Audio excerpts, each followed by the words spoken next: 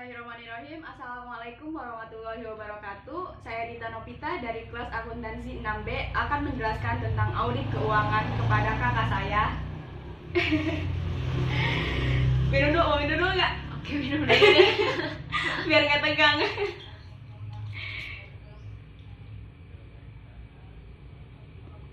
Udah, ya. Oke, mulai ya. Yang pertama, saya akan menjelaskan tentang audit keuangan.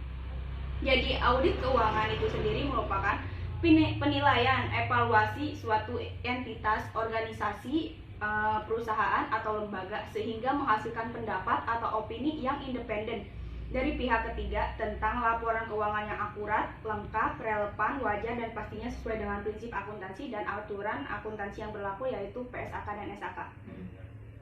Selanjutnya yaitu tujuan audit keuangan. Jadi diadakan audit itu untuk apa? Tujuannya yaitu untuk mendapatkan keyakinan bahwa laporan keuangan yang disajikan oleh perusahaan, organisasi atau lembaga yang disusun melalui prinsip dan standar akuntansi yang berlaku. Nah, laporan keuangan juga harus menyajikan kondisi keuangan perusahaan yang sesungguhnya atau yang sebenarnya pada laporan tanggal pelaporan kinerja manajemen pada periode tersebut. Jadi, laporan keuangan itu tidak dimanipulasi atau diada-ada.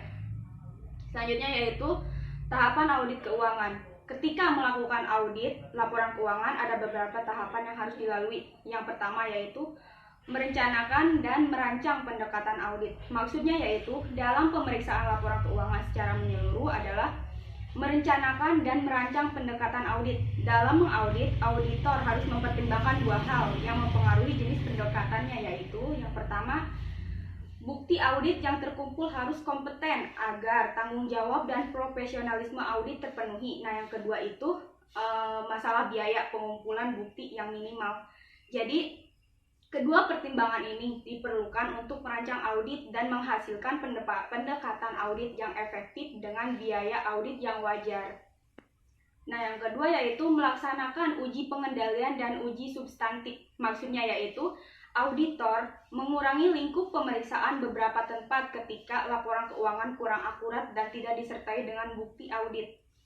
Nah, dalam tahap ini, auditor harus melakukan uji terhadap efektivitas pengendalian akurasi informasi dalam laporan keuangan.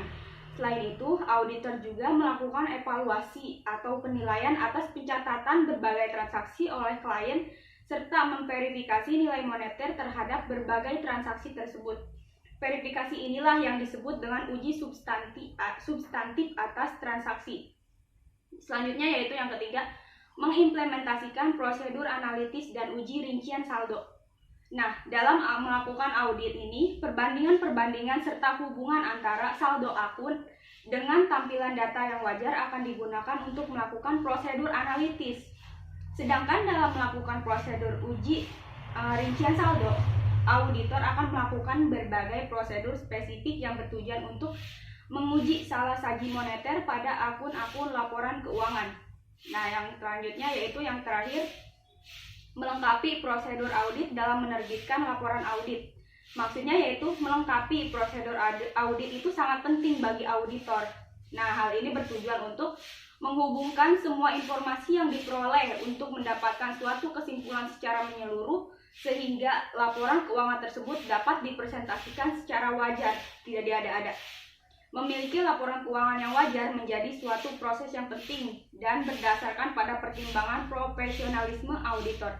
Dalam praktiknya, auditor akan menggabungkan semua informasi yang didapatkan selama proses audit. Setelah semua informasi diperoleh dan proses auditnya selesai, maka akuntan publik harus menerbitkan laporan audit untuk melengkapi laporan keuangan. Nah, jadi kesimpulannya yaitu audit keuangan merupakan evaluasi laporan keuangan suatu organisasi, perusahaan, atau lembaga yang akurat, lengkap, relevan, wajar, dan sesuai dengan prinsip akuntansi dan aturan yang berlaku, yaitu yang tadi sudah disebutkan PSAK dan SAK. Selanjutnya, pemeriksaan menyeluruh laporan keuangan ini harus menyajikan kondisi keuangan perusahaan dan kinerja manajemen yang sebenarnya pada tanggal pelaporan dan periode tersebut, tidak diada-ada dan tidak dimanipulasi. Nah, jadi pemeriksaan laporan keuangan atau mengaudit laporan keuangan menjadi sebuah keharusan bagi setiap bisnis yang beroperasi di Indonesia dan merupakan wajib pajak agar tidak terjadi kesalahan data pada saat auditor melakukan pemeriksaan. Nah, jadi Teteh bisa melakukan pembukuan secara terperinci untuk setiap usaha yang nanti akan Teteh jalani. Dan pembukuan ini merupakan hal utama yang harus Teteh lakukan jika Teteh ingin proses pemeriksaan keuangan dalam perusahaan Teteh nanti berjalan tanpa masalah. Nah, jika nanti Teteh adalah pemilik usaha kecil, mungkin Teteh bisa menggunakan pembukuan manual. Namun, perlu Teteh ingat, pembukuan manual memiliki resiko human error yang cukup besar. Jadi lebih baik diaudit supaya tidak tercipta kebohongan aja. Ngerti nggak? Iya, ngerti. Terima kasih.